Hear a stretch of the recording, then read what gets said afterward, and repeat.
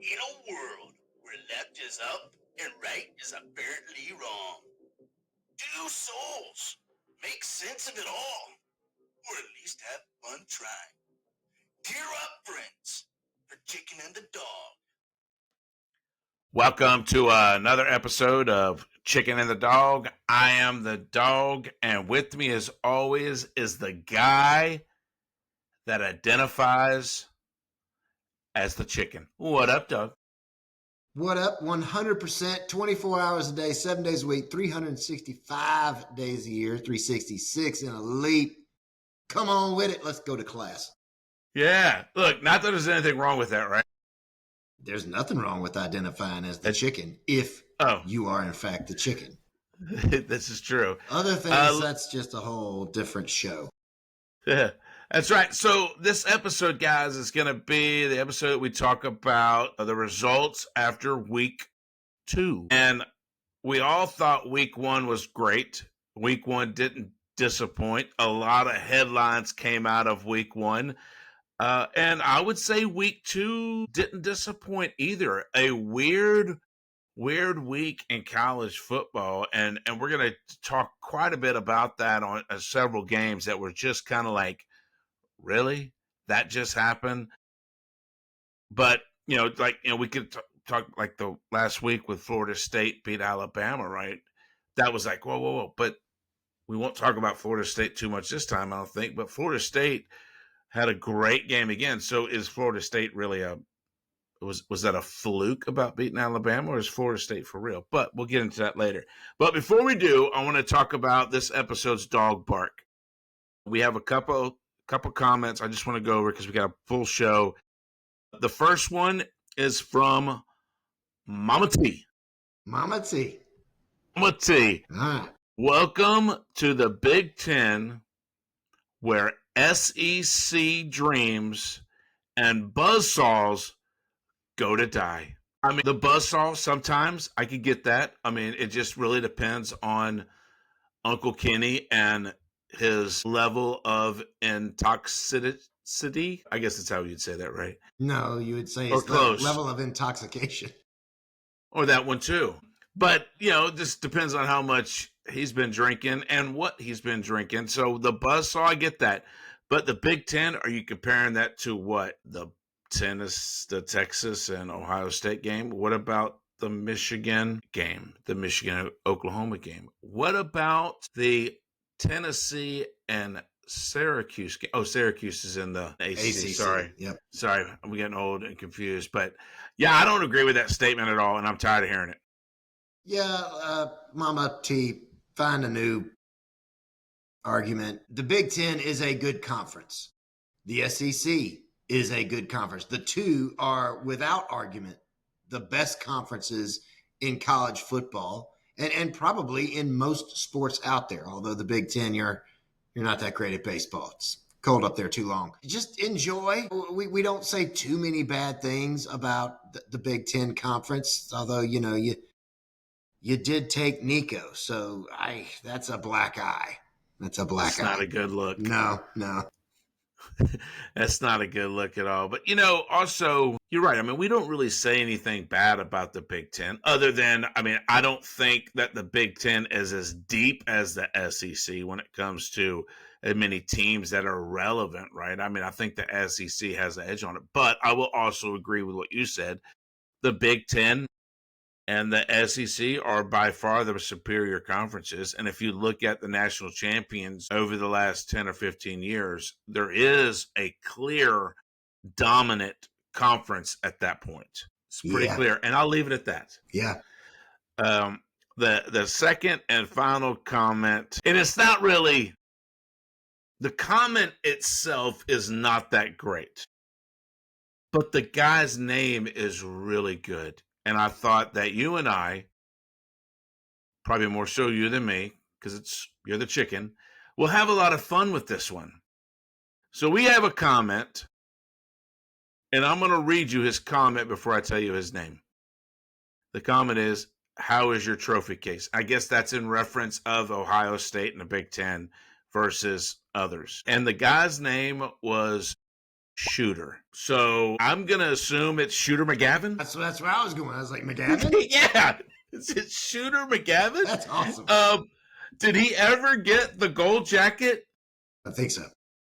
So how is his trophy case? How's your trophy case there, Shooter? Yeah. So I believe that Shooter could definitely be one of your students. Yep. I am happy to be the Gilmore to his Shooter. That just happened. Right here. On Chicken and the Dog. But anyway, Shooter, shut up. Yeah. But keep commenting. That was the whole statement. Just how's your trophy case? That was it. So is this like an individual team thing? Is this an overall conference thing? Or is this just he still wants that gold jacket? He's got to want the gold jacket. I think Century 21 is hiring. Do they have gold jackets? Aren't they the ones, the realtors with the gold jackets? Maybe. If you can't beat them, Shooter can't. Join them. Yeah. That's right. So look, man, that's enough of the dog bark. Shooter, please comment. Bring the meat and give us actually something to comment on, with the exception of just your name. Yeah. We love the name. Love the name. Oh, God, it's great. Love that. Welcome to the show. Shooter and Mama T, welcome to the show. I don't know. Bring me more next time. I'm still hungry. That's right. Bring some meat. So let's talk about the top 25. It just got dropped. I think it's interesting. And we'll talk about mainly the one that counts, which is the AP poll right now. It's what most sporting websites, what Vegas uses as far as how they rank their people, the teams. So that's what they go off for. So Ohio State stayed at 1, Penn State stayed at number 2, LSU stayed at 3. Oregon jumped 2 spots into number 4. Miami held at 5, and Georgia dropped 2 spots to number 6. So basically, Oregon and Georgia flipped. I'm going to be honest with you. I don't have a problem with that. I don't have a problem with Georgia dropping 2 spots, and we'll get into that shortly and probably won't spend too much time on it. But Georgia didn't look good against a middle school football team. It wasn't even high school. It was middle school. So I'm okay with that. We're going to have our hands full come this weekend, and we'll talk about that on the next show. But anything that's really noticed, the big things that was kind of, wow. Illinois jumped 2 spots. And the reason that it's worth bringing up, because Curtis, the Fighting Curtises, because you brought that up on the last show when you leapfrogged them in week 2, South Carolina did. So the Fighting Curtises leapfrogged them again. We could be seeing that for probably a few different weeks. Just all depends, because both of us have some pretty interesting games coming up this weekend as far as South Carolina, Georgia. South Carolina did drop a spot. But look, man, Florida State jumped 4 spots, and they are now cracked the top 10. Great job, guys. Yeah, great job. A lot of movement in the middle of the rankings here in this poll. Oklahoma jumped up 5. Tennessee shot up 7 spots in the rankings. Utah, the Utes, another team that jumped up 5 spots. Mama T, I don't know if this is your team, but the Michigan Wolverines sank their battleship for 8 spots south. That's a rough weekend in Norman, Oklahoma. But yeah, a lot of movement. And that's what you expect this time of year, right? What you hope for. And thankfully right now, I think for both of our schools is that any movement south is minimal. So Georgia does drop 2 spots after a win. South Carolina does drop 1 spot after a win. You just want to stay in the mix. And so right now those teams are staying in the mix, but some drastic movement from some schools. Yeah, and speaking of another school that dropped even after a win, but dropped 4 spots, Clemson dropped 4 spots on a very, very close game. And I guess that's the right time to lead into that game. A very close game to Troy. Clemson hosted Troy, at the time, number 8 Clemson hosted Troy, and it was 27-16. And at halftime, it was 16-3 Troy. 16-3 Troy at the half. This is a game that, after a 7-0 opening, went into a lengthy weather delay. And that plays a factor. It does. If you're a team and you're coming out and you're amped up, you're juiced up, you're ready to just hit somebody, you're ready to throw for 1,000 yards, you're ready to rush for 200, whatever your job is on that team, you're jacked up and you're ready to go. And then we got to go sit for an hour and a half because there's lightning in the area. It takes a little bit of that enthusiasm away, and it really kind of gives it back to a team that maybe is playing on some nerves. Maybe Troy's coming into this game on some nerves, unsure of themselves. Well, now they've got that opportunity opposite Clemson to kind of sit and get out of their own heads, right, and just go back out and play football. And Troy keeps this a game well into the second half before Clemson really starts chipping away at that armor. The Clemson defense finally decides to play tackle football in the second half, and they don't let Troy do anything with points attached to it. My hat is off to Dabo in this game for getting his team back on track in the locker room during halftime, and Clemson able to come away with the win. It's ugly, not what any of the fans wanted to see Saturday afternoon, but it came out with the right result. So I just want to be clear on something really quick. You're the chicken, right? I am, all the time. And when you say chicken, we're referring to who you are, but also who you pull for as a school, right? South Carolina game. You are a Gamecock. Spurs to the core, right? Absolutely.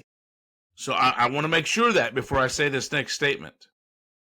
Who did you just say your hat's off to? A certain Dabo Sweeney, the head coach for the Clemson Tigers, the other school in the upstate. Yeah. So all of the people that just, ripped you a new one on the comments, which I thought was great and comical, and I love them. Keep them coming. Look, keep ripping us. We don't have a problem with that. But they ripped you a new one. Oh, Clemson, when you picked LSU to beat Clemson, you're like, oh, that's just typical. What do you think he's going to do? He's a Carolina Gamecock fan. He's always going to pick against Clemson. Shut up. You just gave Dabo props as you should. And look, we're going to try it. Yes, you are a chicken. Yes, you are a Gamecock to the core, but you're also a realist, and you're going to look at these games and these coaches through a realistic set of lenses. Absolutely. And I think coaching will come out as an underlying theme in this episode, but you can't look at a game like this. But by all accounts, the way that Troy was playing this game in the first half, Clemson should have lost this game. Should have lost this game. And at that point in time, I think you're fooling yourself. You're lying to yourself in retrospect if you thought that it would be at least a close loss. Like Troy owned Clemson in the first half, and it wasn't fluky. There's only one answer to that, and that's coaching. And obviously, none of us are in the locker room to find out what's said and who's saying what, but Dabo is the head man at Clemson.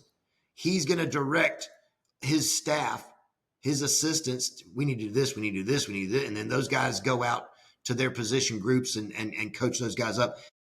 You can't not recognize the turn, the absolute turn that Clemson had when they said, well, we're going to play football now. They completely owned the second half. Troy, you didn't even need to come back out. Yeah, and that, like you said, is a characteristic and trait of a great coach. Someone that can, that could lose into a team that you shouldn't be losing to. Could really mess with people's psyche. And to be able to reel that back in, get them players back engaged, and go and do what they're called to do is a sign of a great coach. We have a few of those out there. The Kirby Smarts of the world, the Shane Beamers of the world, the Lane Kiffins of the world, the Dabo Sweeneys. And I would even, as much as this pains me to say it, I would even say Orion Day has the capability of doing that. He does. And so those are marks of a good coach, and Dabo didn't. I think Coach Bulimic at Illinois.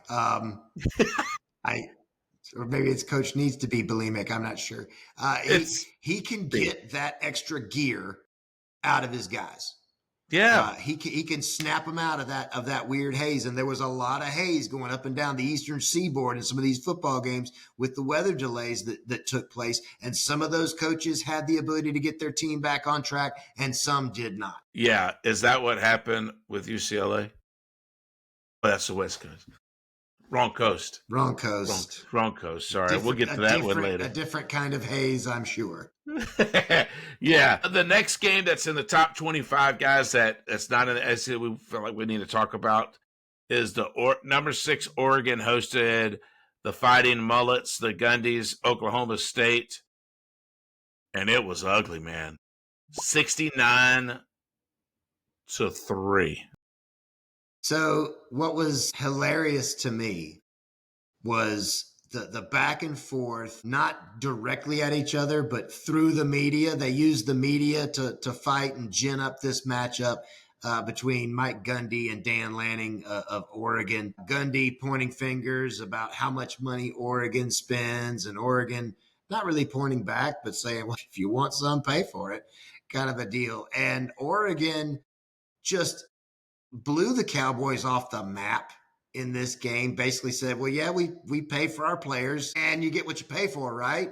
69-3. Oregon beat them like they wanted Oklahoma State's lunch money too. I don't know if there was any type of a bet on this one. You hope for Oklahoma State fans there was not. I don't know what else to make of this other than an absolute beatdown. The fourth quarter, nobody scores, but I think likely that's because Oregon just said, does anybody else want to play? Because we're kind of tired. Is this the first time that you get to use the word of last year, abysmal? Yeah. This is one example this week of abysmal. Yeah, I think so. Mike, just don't tweet, bro. Don't do any interviews where you say whoever you play next week. I don't care if it's the Oklahoma School for Dental Repair. Just don't say anything. Just, hey, we got another game to play. We're gonna take it one snap at a time. You need to just go back to the lunch pail attitude and do that, because 1-1 is one thing. When you play number 6 Oregon, only getting the field goal while you give up 69 points. Not a good look. Good look at all. Not at all. The next game, you mentioned this team earlier, the Fighting Curtises or the Fighting Bulimics.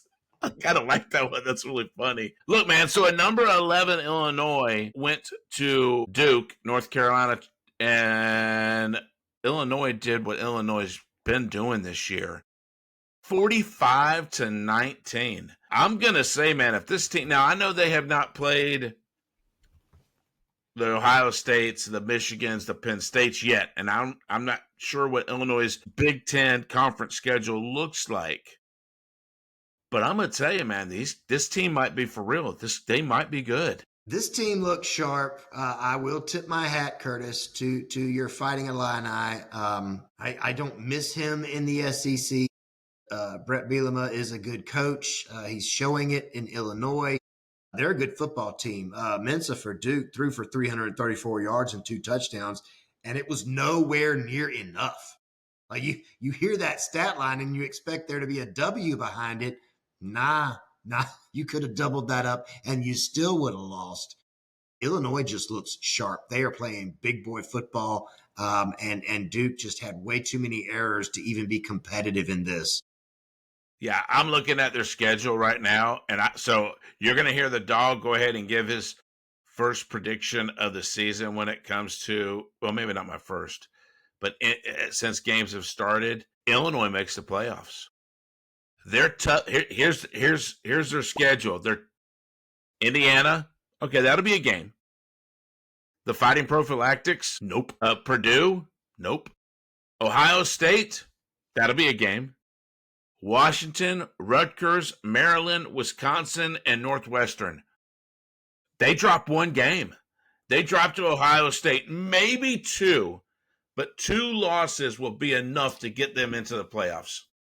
They're in. I don't disagree. And the way that they're playing right now, they are on a mission. They're playing sharp football. They sure are. The next game is Iowa and Iowa State. So at number 16, Iowa State hosted Iowa, and man, they won. Man, it was a good game, 16-30. You could definitely tell it was a defensive game all game long, and Iowa State keeps doing their thing. Yeah, Iowa State, I had them picked in this game. I hadn't picked to win by more than this, but a W is a W. I'll take the win. Iowa showing that not much has changed, and they still don't like to play offensive football. I don't know.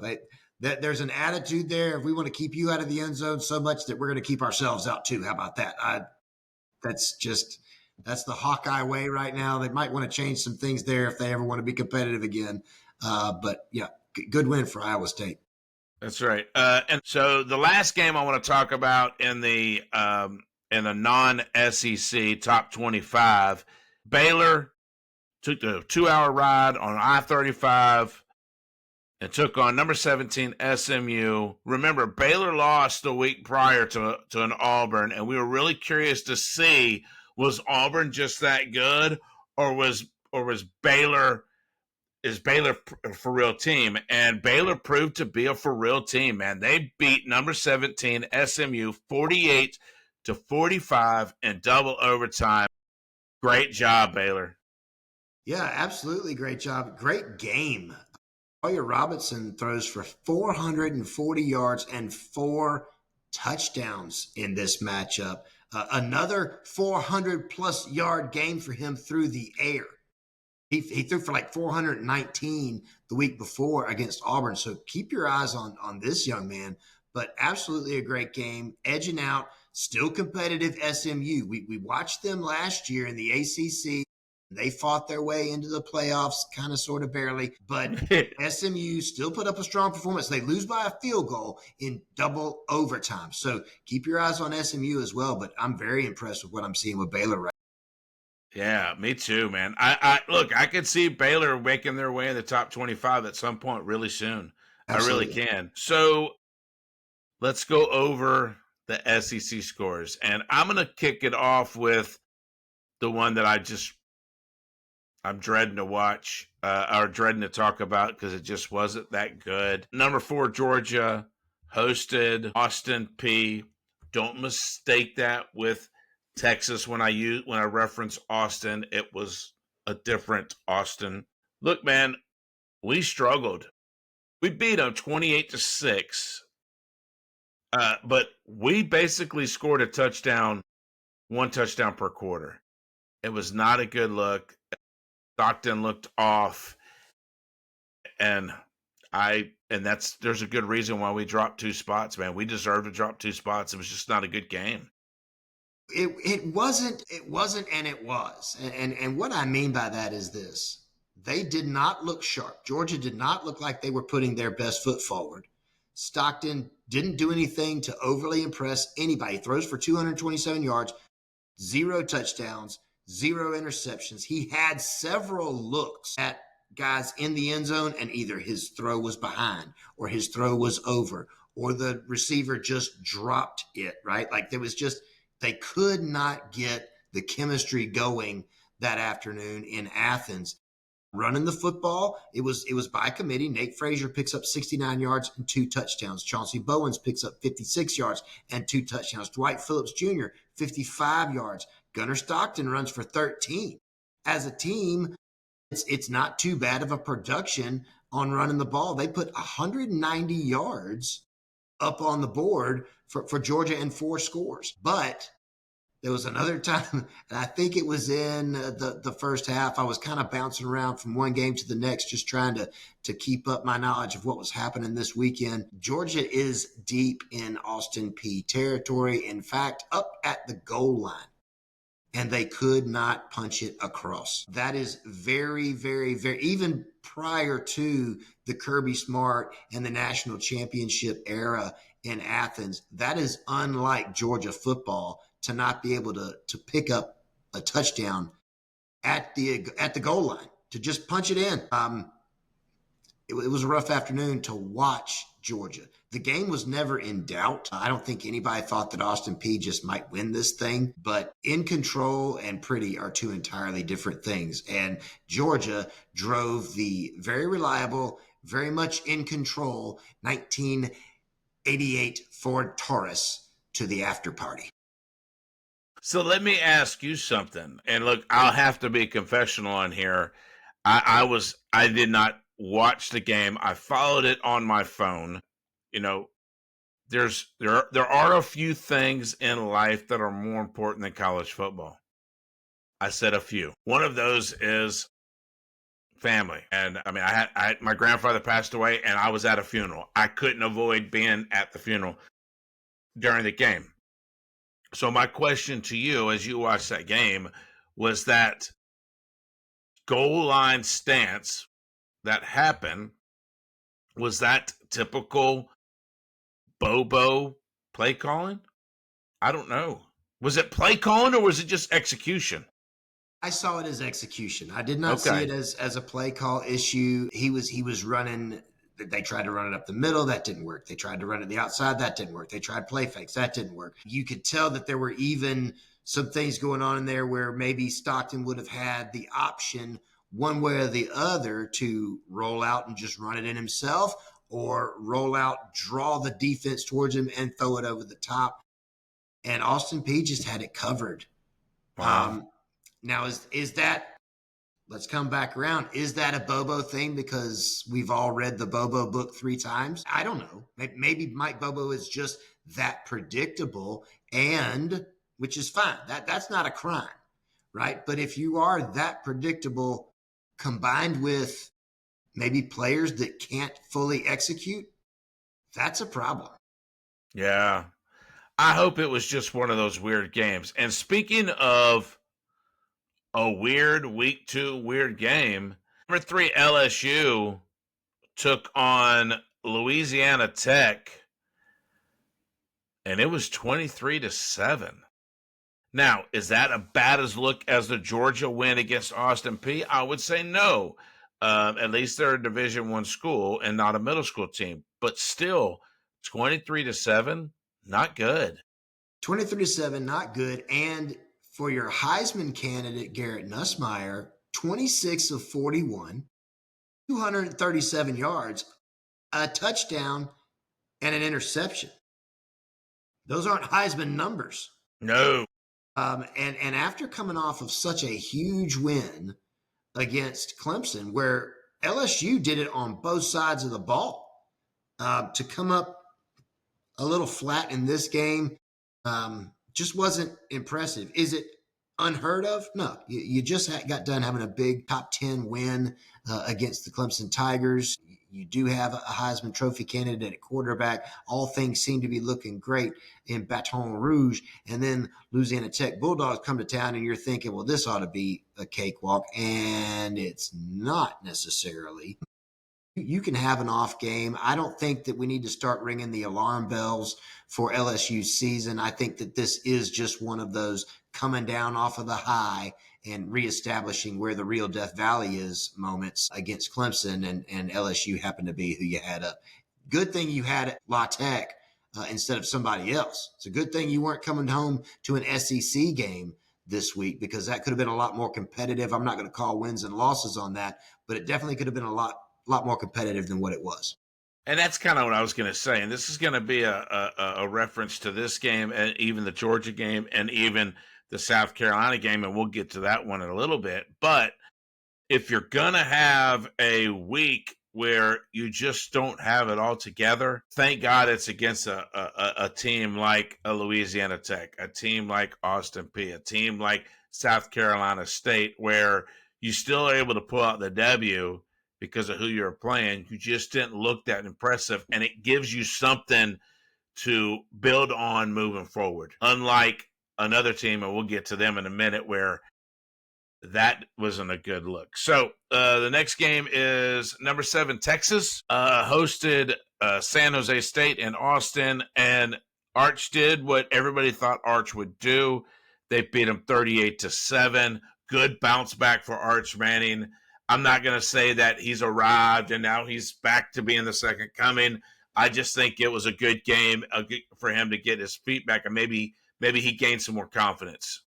Absolutely. A great get right game for Arch and the Longhorns. Arch goes 19 of 30 for 295 yards, 4 touchdowns. He does throw an interception, but he also runs the ball for 23 yards and another score. So he accounts for a lot. In fact, he accounts for pretty much everything. He's part of everything in this game as far as scoring goes. Hats off to him. I hope that this rights the ship for him a little bit and gets it back to where expectations were. I don't expect Arch to win the Heisman Trophy this year. I never did. But I do expect him to be one of the top performing quarterbacks in the conference and in the country. What we saw against Ohio State did not look like that. This looks a lot closer. Absolutely. The next game that we have was a number 12 Arizona State went to Starkville, Mississippi State. And look, man, Mississippi State won 24-20. That's a good look.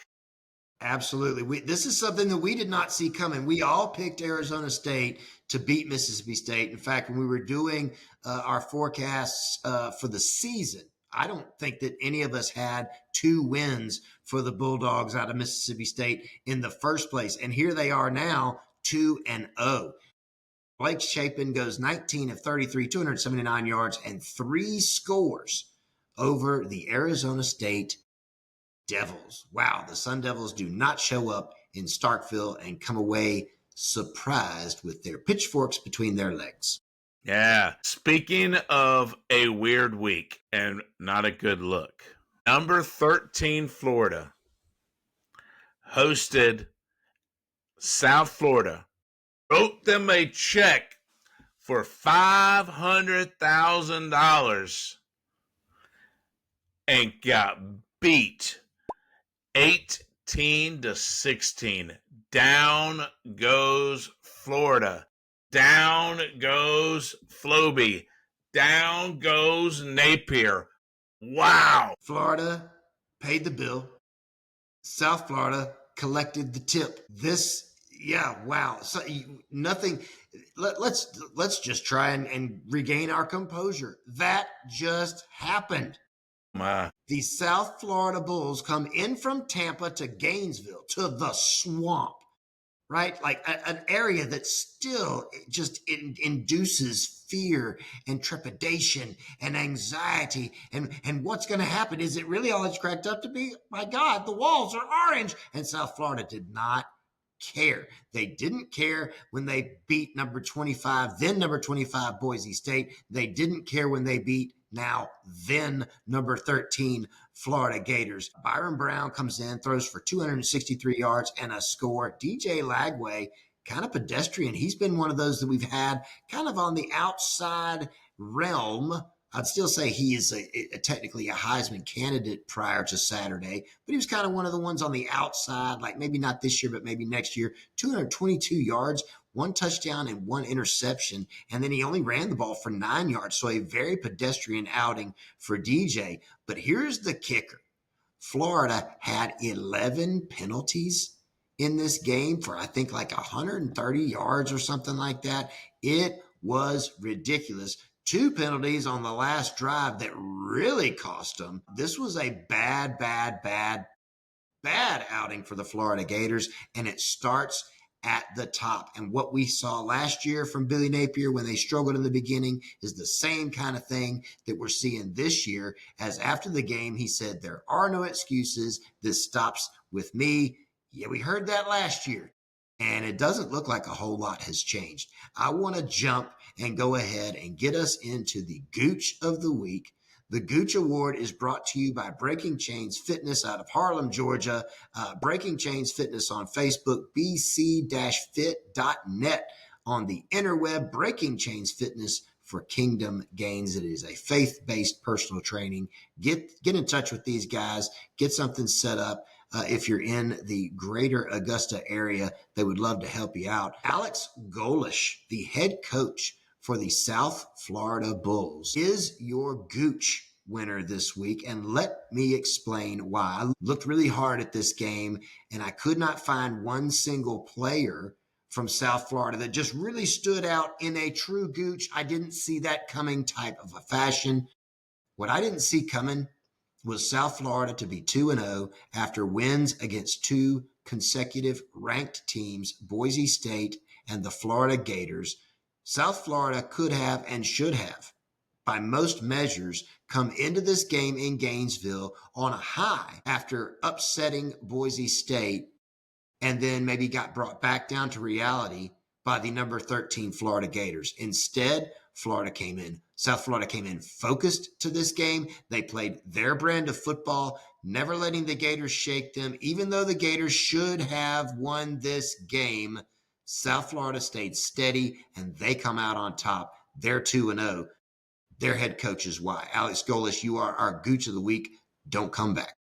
Yeah, don't come back. Matter of fact, I'm sitting here trying to think about at what point can South Florida, that head coach, elevate themselves to maybe a Dawg of the Week. And I think they'll probably get their best chance. Well, let me just look. Let me make sure I'm going to say this correct. Oh, there's a chance that they could be the Dawg of the Week next week, because guess who they play? Number 5, Miami. Wow, yeah. You better watch out. That could be the quickest Gooch to Dawg we've ever seen on the show. Yeah, it definitely could.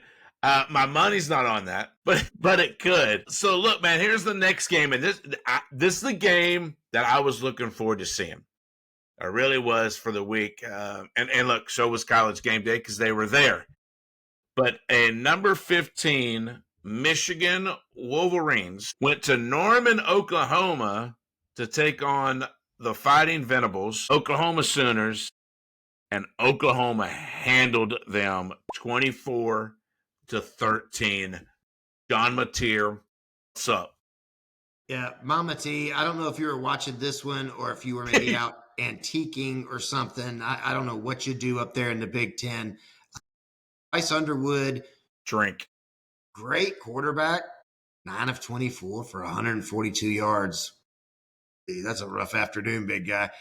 Ran the ball 3 times almost. Does it count as running when you go backwards? -1 yards.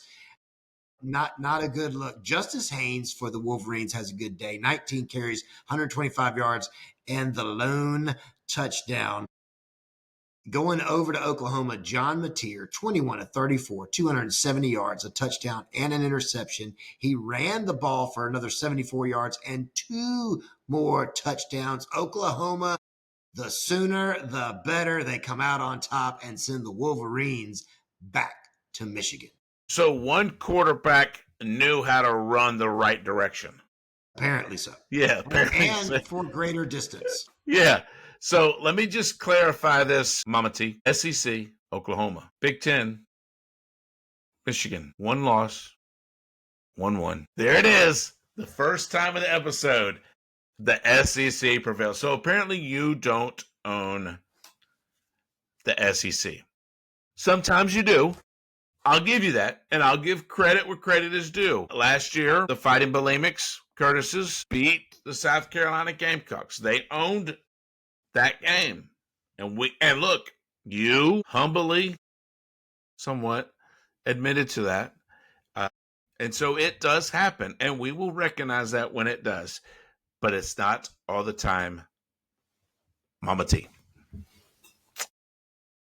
Number 19, Texas A&M hosted Utah State. 44-22.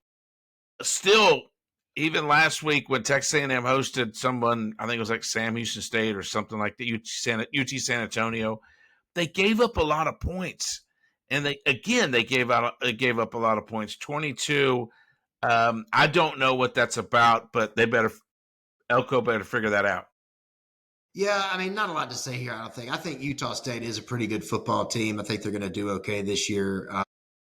But yeah, I think A&M needs to kind of draw things in a little bit defensively and just shore that up as they head into the conference schedule. Yeah.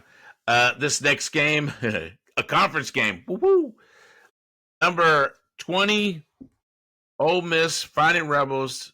My guy, Lane Kiffin, took a trip to Lexington, Kentucky to take on the Fighting Stoops. And look, man, that game was way closer than it needed to be.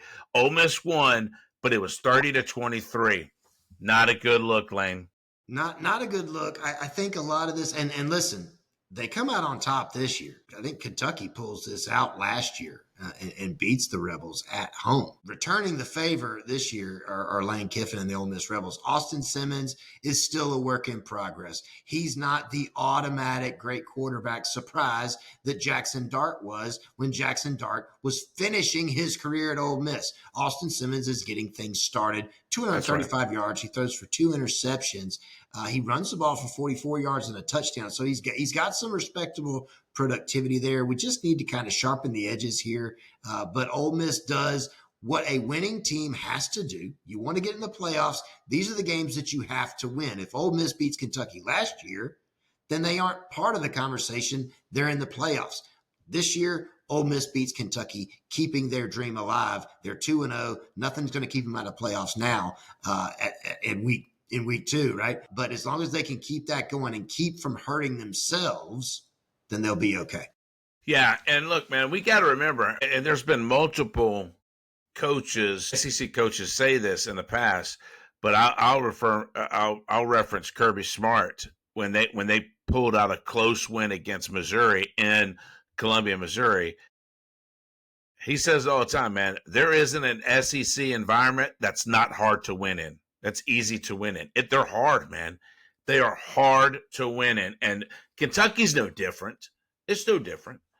The next game, the comeback kids, number 21 Alabama hosted Louisiana Monroe. And look, man, 73-0. That's all I got to say. I mean, yeah, this week you did what you should have. And you came out and you left no doubt. You took apart the Warhawks of Louisiana Monroe. Congratulations. Yeah. You completed the assignment. Yeah, that's right. All right, so this next one is interesting. Number 22, Tennessee. The Fighting Hippos took on East Tennessee State, beat them 72-17. That's not interesting to me. What's interesting to me is that LA lost to UNLV. So would this game be different if Nico was under center? I say yes.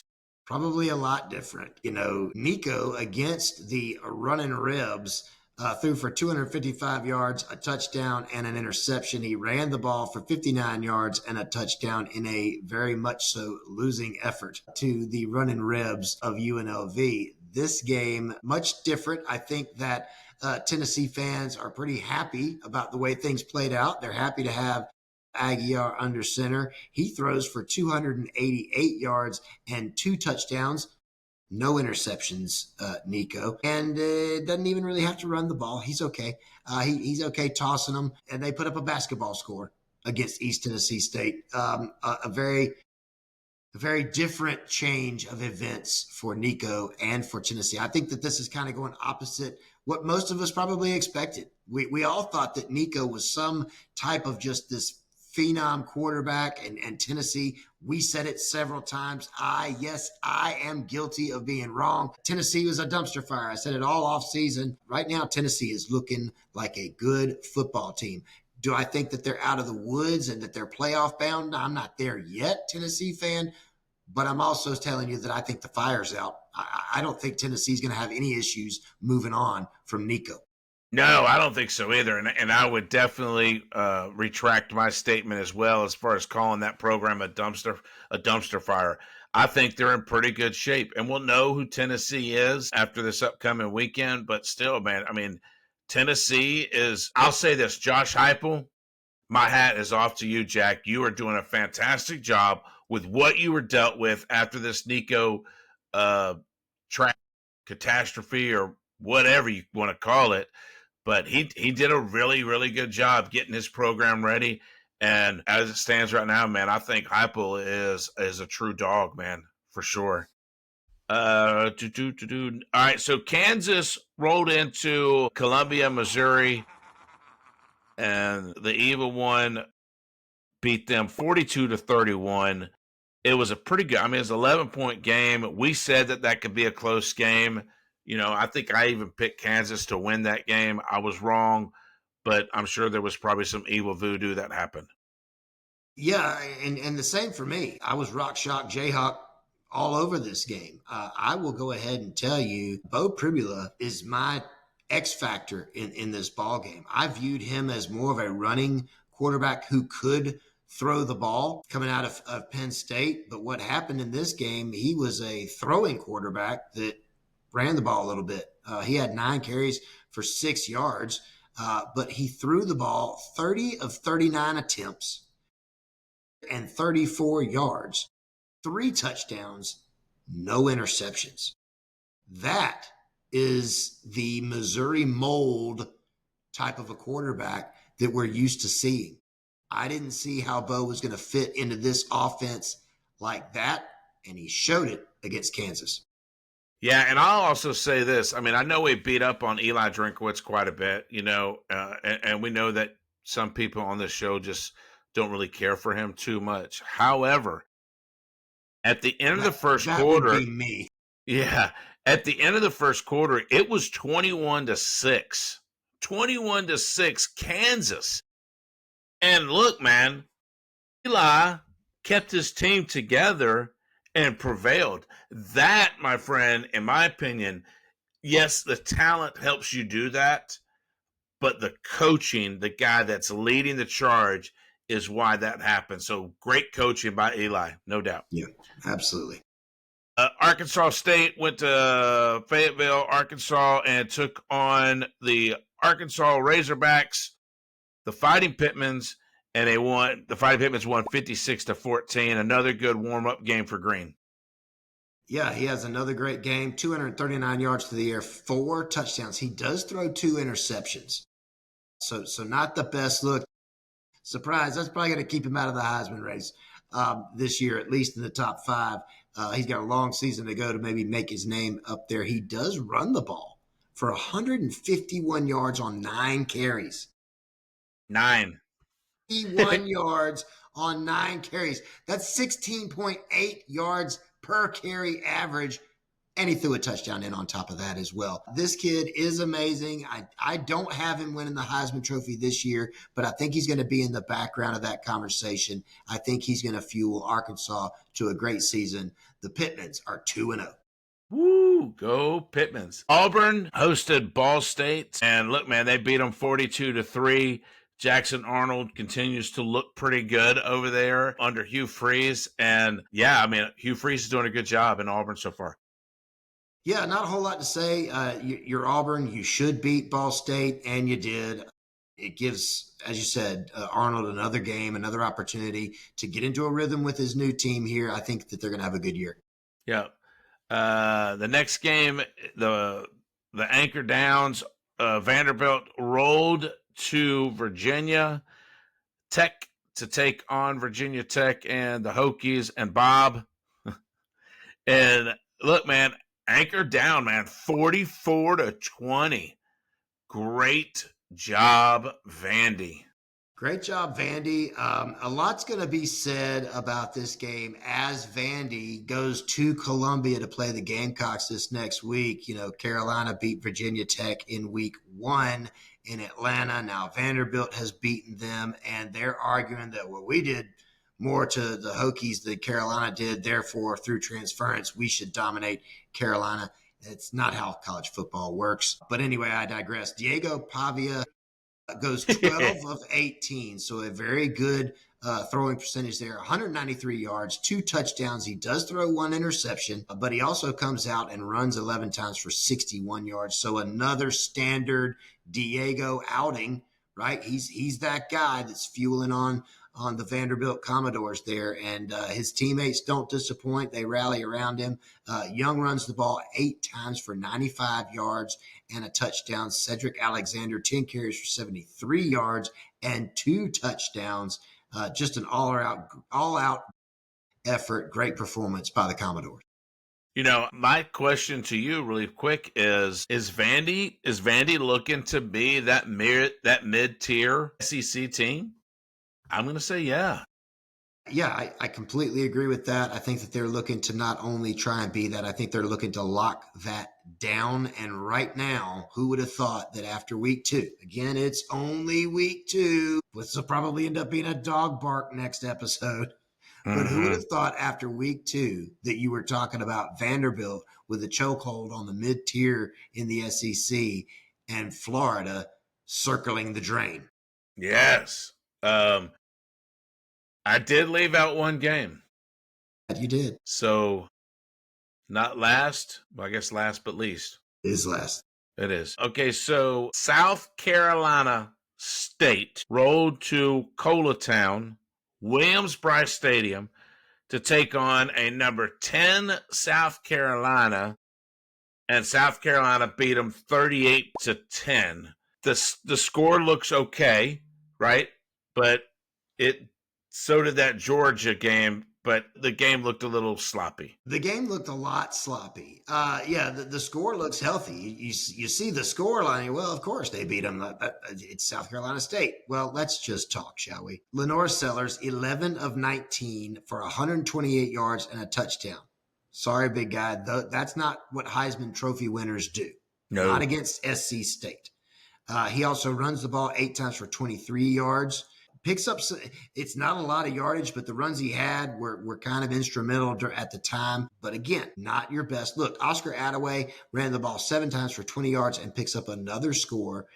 There were two offensive touchdowns in this game. Lenore throws for 1 and Oscar ran for 1, which brings you to the question, well, Chicken, how'd they get 38? Let me tell you, friends. Video Game Vic. Vicari Swain runs not 1, as he did last week, but 2 punt returns all the way to the house. The Hizzle all the way, takes them back and buries South Carolina State. In fact, Vic's first punt return for a touchdown was the first scoring moment that Carolina had in this game. Great to have a guy like that on your team when your offensive line can't seem to open up a hole big enough for a moped, let alone an SEC running back to get through.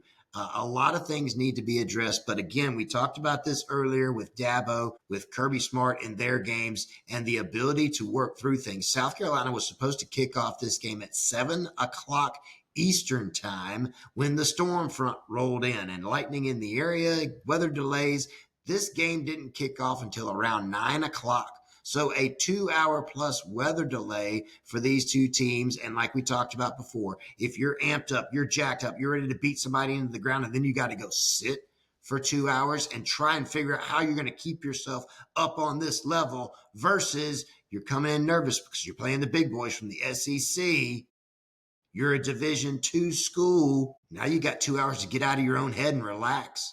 And then just get out there and go play football. And that's largely what SC State did when the game finally kicked off. Carolina just never could snap out of that haze. However, coaching wins the day. Shane Beamer and his staff are able to keep these young men at least on task. It was ugly, Gamecock fan, but they're able to keep them on task and come out triumphant in this game. So South Carolina at the end of the day is... And your boy got Dog of the Week. And your boy got Dog of the Week. Video Game Vic, congratulations. The first of, I hope, many.